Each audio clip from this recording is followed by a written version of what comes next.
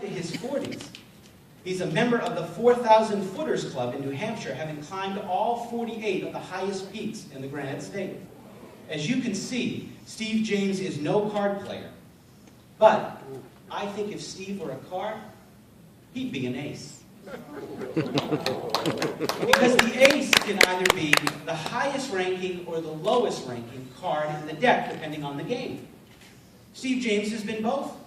He started as a page, and he worked his way all the way up to the clerk of the house.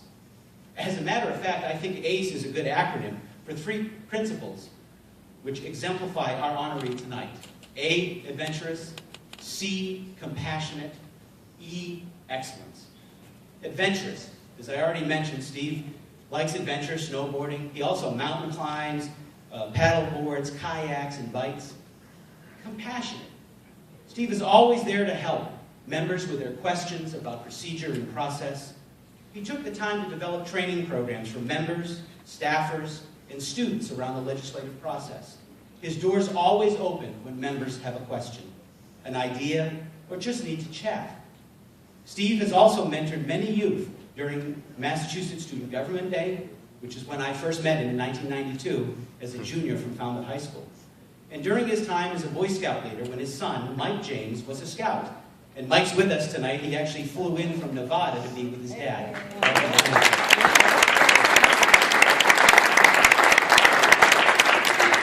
And excellence. Steve has strived for professional excellence as the chief archivist with the National Clerks and Secretaries Association, the past chairman of their Canadian-American Relations Committee, and the author of 2 of their professional journal articles.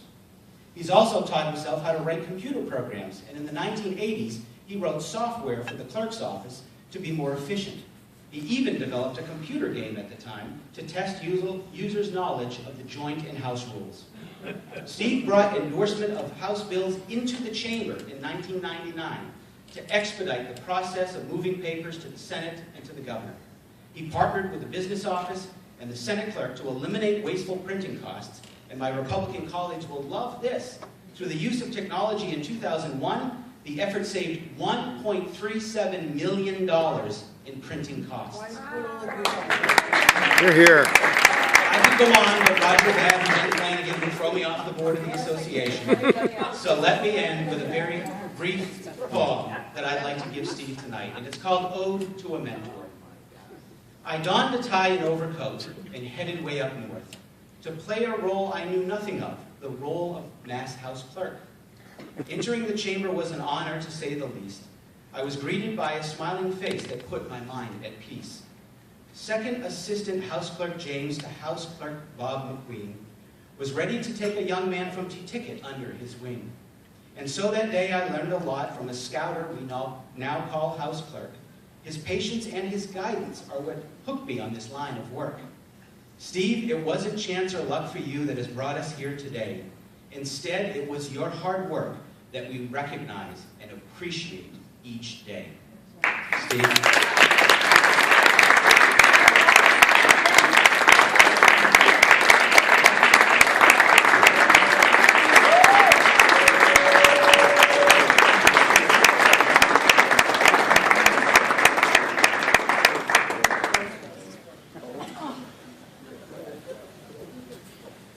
Representative Bear, a wonderful introduction. I know that brevity is the key. Hour is late. I will try to be brief, but I would like to thank everyone for being here. I would like to thank you very much for the honor. As Representative Vieira said, I started in rather turbulent times. It was by the end of my second day that I made the decision that this would be my life. I was so excited. I had, as a young man, I had watched Mr. Smith Goes to Washington, and I always wanted to be a page. That was my life goal. I was thrilled.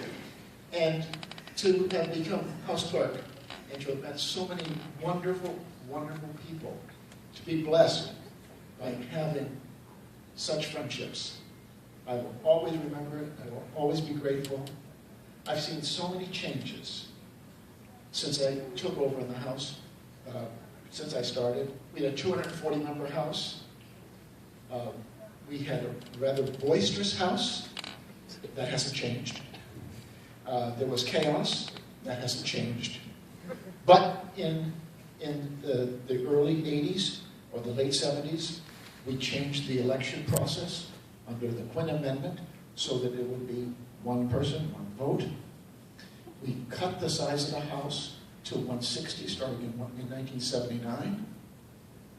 Thanks to President Bulger and Charles Flaherty, we changed our rules so that we would have carryover starting in 1995. So that, and I don't know if Charles Flaherty is still here, but I want to thank him for giving me a life. Because prior to that, we had annual sessions with bills filed on the first Wednesday in December. In 1965, we started to continue, our sessions continued around the year, the entire year for the first time.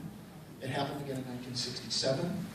It happened again in 1973, in 1975, in 1977, and in 1980 was the last real prorogation. We haven't had prorogation for about a month in 1988, but we have really been in session ever since 1981, January 81, without a break.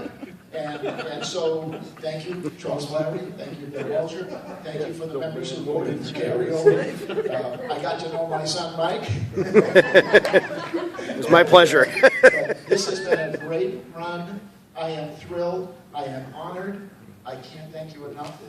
The Massachusetts Legislators Association is the envy of the entire country. I can tell you that because I communicate with the clerks and secretaries around the country. They want to know, how do we do it? What do we do?